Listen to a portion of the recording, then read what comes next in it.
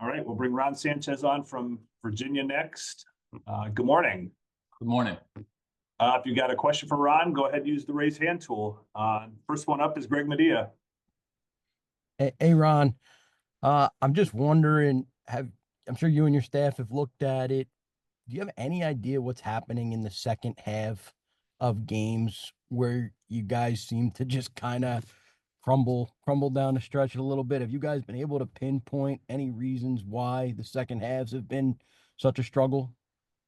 No, I mean, I'll tell you that we, have a lot of dialogue about some of the things that are happening to the squad in the second half. Obviously, the preparation for games is really good. The way that we get started, the way that we're competing for 25, 30 minutes of the game. I think part of it for us is more of a lot of it is it's experience. Guys that haven't been through some challenges in basketball where they know that one or two possessions of being down 5 or 6 points, it's not the end of the game. You have a lot of time left. A lot of these players are inexperienced. They don't really have any shared experiences to tap back into. So right now, I feel like, or we feel like a lot of it comes down to just having been there before and understanding how to, kind of come out of those situations.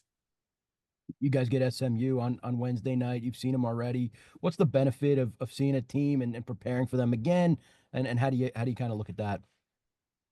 I mean, the benefit is that you kind of have your own footage to identify mistakes that you've made. You can tap into their games since then and see what they're doing differently, how you defended, some of the things that they're doing, also how they guarded you and how they defended you, and try to take advantage of some things there. So for us, it's just more of continuing to get better. We celebrate the things that we did well against them, and try to do those things again, and then identify the areas we made mistakes, and then try to improve from that. Thank you. Preston Willett, go ahead. Morning, Ron. Just wanted to ask, coming off 3 losses in a row now, especially that California trip, y'all are hoping to do a lot of bonding on that trip.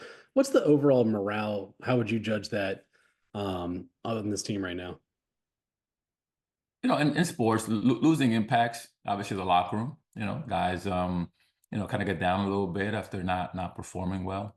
So I think that the group is really trying to figure out how do we get back to that, having that competitive endurance to finish games. I mean, we've shown flashes of it in the past. How do we tap back into it? I think as a whole, the group really likes one another. They enjoy competing. They enjoy being in the locker room. They enjoy being on the floor together. We just got to get back to the point where we're just competing a little harder down the stretches of games.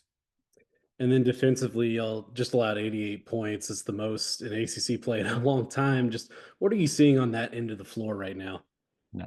I go back to what I said earlier, man. We got 8 new guys to this thing. So for us to think, oh, these guys are just going to figure this thing out, very quickly. I think it's, I don't want to use the word foolish, but you got to go through some experiences with some guys in order for you to get better and better and better in what we do defensively. So for this group is, just being on the floor, continuing to build on those fundamentals every day in practice. The only thing that we can control is having a good practice today and try to impact, how much better we get defensively, and try to get guys to take one more step forward. David Teal, go ahead. Ron, is it too early to assess what, if any, toll the West Coast trip had on your players? I mean, it's a long trip. I don't want, and having to depart early because of the weather just made it even longer.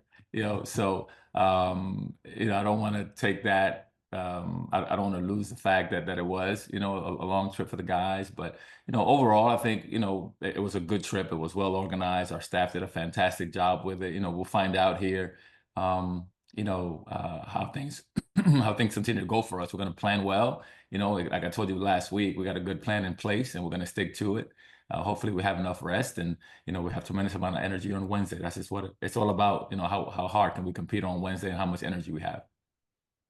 Greg asked you about the second half struggles. One of the games where you did struggle in the second half was in Dallas. What specifically, as you have reviewed that video, did you see and what can be corrected there?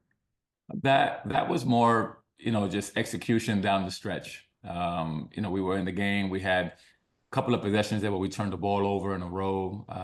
We didn't secure the ball. We were being plagued by turnovers and offensive rebounding.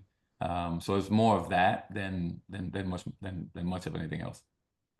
And then just one last one. How much interaction do you have with Tony these days? Do you talk to him about the team, how it's playing? Do you ask for suggestions? Yeah.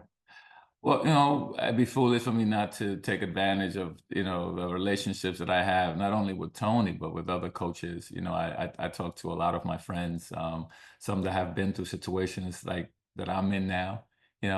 We can talk X's and O's and, all of those things, but, there's an emotional component to this thing as well. So I'm tapping into every resource that I have when it comes to, really managing, this situation with our players, with, our travel, everything we have going on, and trying to see how I can be the best coach that I can be for them and for the university.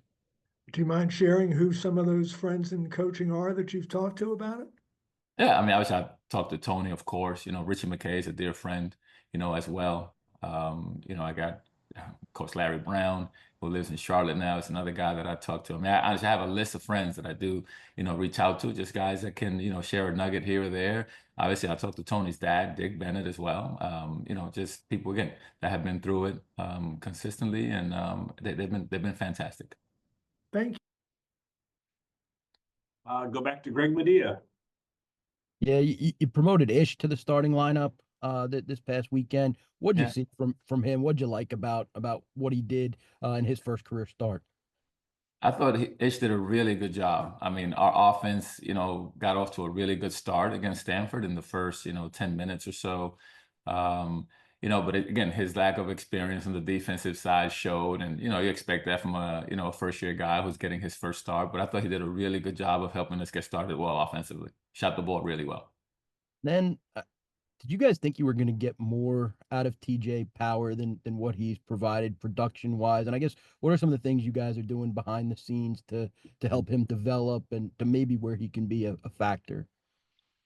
Yeah, I mean, to us, TJ is still a first year guy. He doesn't have, a tremendous amount of playing experience. So we're just trying to coach him up defensively. I mean, he was in the gym this morning getting shots up. So we're, behind the scenes still investing into all our guys, into their individual development. We feel that, if they can get 1% better, we as a team get 1% better. Guys will continue to get opportunities here. And, I'm hoping that, any of them will have a breakout game here and there, and that'll inject into their confidence and continue their play throughout ACC play.